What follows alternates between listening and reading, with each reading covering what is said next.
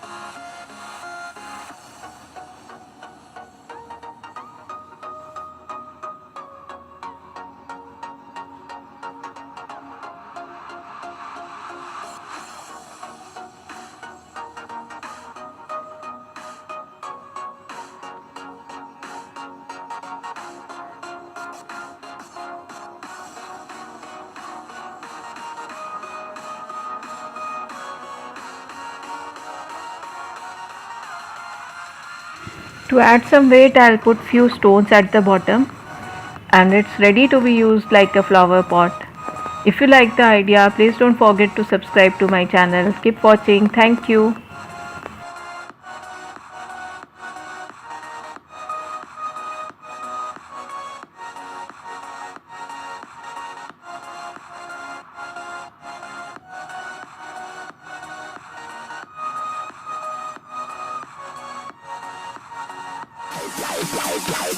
Wow.